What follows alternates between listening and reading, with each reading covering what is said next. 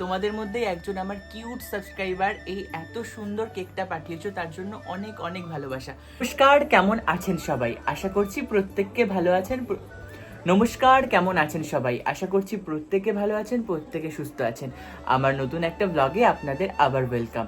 জানি ব্লগ দিতে একটু লেট হয়ে গিয়েছে, তো আমি জানি আপনারা প্রত্যেকে আমাকে সাবস্ক্রাইবও করে রেখেছেন, আর যারা যারা ব্লগটা দেখছেন তারা এক্ষুনি আমাকে একটা সুন্দর কমেন্ট করেও জানাবেন। তো যাই হোক, আজকের ব্লগটা শুরু করছি। আপনারা তো থাম্বনেল দেখে বুঝেই ফেলেছেন আমি কি ব্লগ আপলোড করব। সত্যি কথা বলছি, আপনারা যে আমাকে এত ভালোবাসেন আমি এটা না কখনো ভাবতেও পারি না। যখন খুব মন খারাপ হয় তখন ভাবি আপনাদের ভালোবাসাগুলো তো আমার কাছে রয়েছে।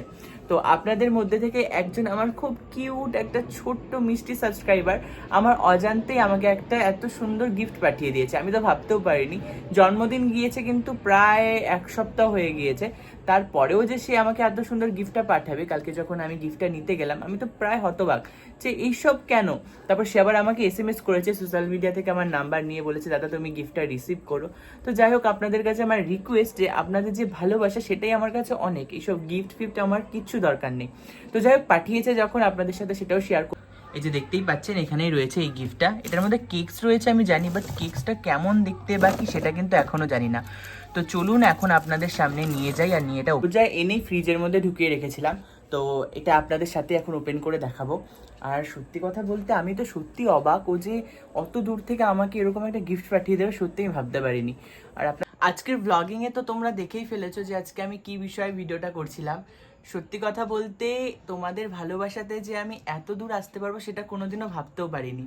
আর তোমাদের মধ্যেই একজন আমার কিউট সাবস্ক্রাইবার এই এত সুন্দর কেকটা পাঠিয়েছো, তার জন্য অনেক অনেক ভালোবাসা।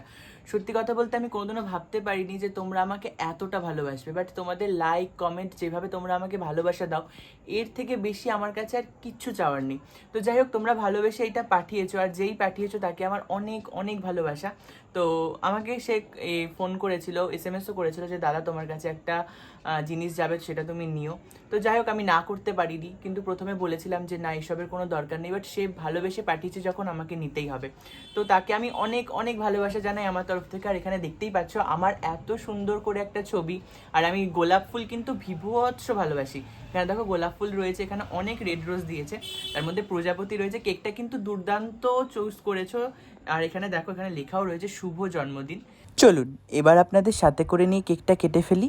আপনারা হয়তো ক্যামেরার অপর প্রান্তে রয়েছেন, কিন্তু আমি মনে করি আপনারা প্রত্যেকে আমার সাথে সবসময় রয়েছেন।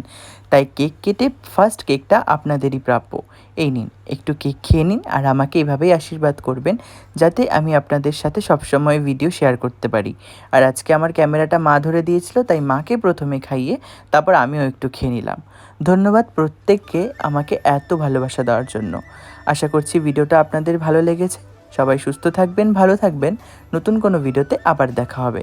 নমস্কার।